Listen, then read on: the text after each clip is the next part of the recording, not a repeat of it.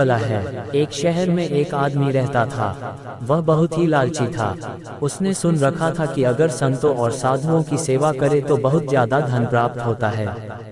ये सोचकर उसने साधु संतों की सेवा करनी प्रारंभ कर दी। एक बार उसके घर बड़े ही चमत्कारी संत आए। उन्होंने उसकी सेवा से प्रसन्न होकर उसे 4 दिए दिए और कहा, इनमें से एक दिया जला लेना और पूरब दिशा की ओर चले जाना। जहाँ ये दिया बुझ जाए वहाँ की जमीन को खोद लेना, वहाँ तुम्हें काफी धन मिल जाएगा।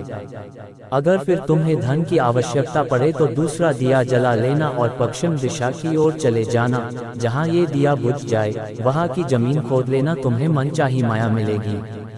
फिर भी संतुष्टि ना हो तो तीसरा दिया जला लेना और दक्षिण दिशा की ओर चले जाना। उसी प्रकार दिया बुझने पर जब तुम वहां की जमीन खोदोगे तो तुम्हें बेअंत धन मिलेगा। तब तुम्हारे पास केवल एक दिया बच जाएगा और एक ही दिशा रह जाएगी। तुमने ये दिया ना ही जलाना है और ना ही इसे उत्तर दिशा की ओर ले जाना है।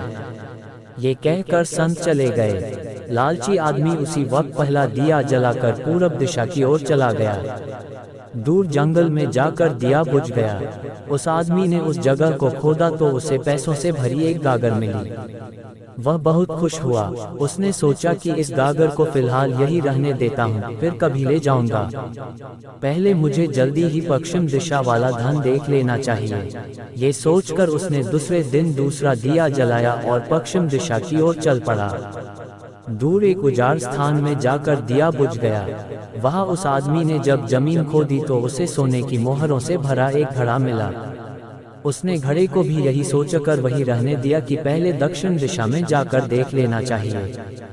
जल्दी से जल्दी ज्यादा से ज्यादा धन प्राप्त करने के लिए वह बेचैन हो गया।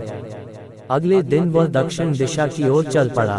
दिया एक मैदान में जाकर बुझ गया। उसने वहां की जमीन खोदी तो उसे हीरे मोतियों से भरी 2 पेटियां मिली। वह आदमी अब बहुत खुश था। तब वह सोचने लगा, अगर इन तीनों दिशाओं में इतना धन पड़ा है तो चौथी दिशा में इनसे भी ज्यादा धन होगा। फिर उसके मन में ख्याल आया कि संत ने उसे चौथी दिशा की ओर जाने के लिए मन किया है। दूसरे ही पल उसके मन ने कहा, हो सकता है उत्तर दिशा की दौलत संत अपने लिए रखना चाहते हो। मुझे जल्दी से जल्दी उस पर भी कब्जा कर लेना चाहिए। ज्यादा से ज्यादा धन प्राप्त करने की लालच ने उसे संतों के वचनों को दोबारा सोचने ही नहीं दिया। अगले दिन उसने चौथा दिया जलाया और जल्दी जल्दी उत्तर दिशा की ओर चल पड़ा। दूर आगे एक महल के पास जाकर दिया बुझ गया। महल का दरवाजा बंद था। उसने दरवाजे को धकेला तो दरवाजा खुल गया। वह बहुत खुश हुआ। उसने मन ही मन में सोचा कि यह महल उसके लिए ही है। वह अब तीनों दिशाओं की दौलत को भी यही ले आकर रखेगा और ऐश करेगा। वह आदमी महल के एक एक कमरे में गया। कोई कमरा हीरे मोतियों से भरा हुआ था। किसी कमरे में सोने के कीमती से कीमती आभूषण भरे पड़े थे। इसी प्रकार अन्य कमरे भी बेअंत धन से भरे हुए थे। वह आदमी चकाचौंध होता जाता और अपने भाग्य को शाबाशी देता। वह जरा और आगे बढ़ा तो उसे एक कमरे में चक्की चलने की आवाज सुनाई दी।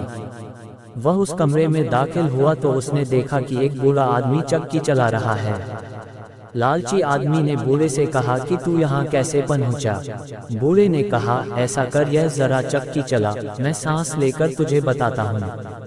लालची आदमी ने चक्की चलानी प्रारंभ कर दी। बूढ़ा चक्की से हट जाने पर ऊंची ऊंची हंसने लगा।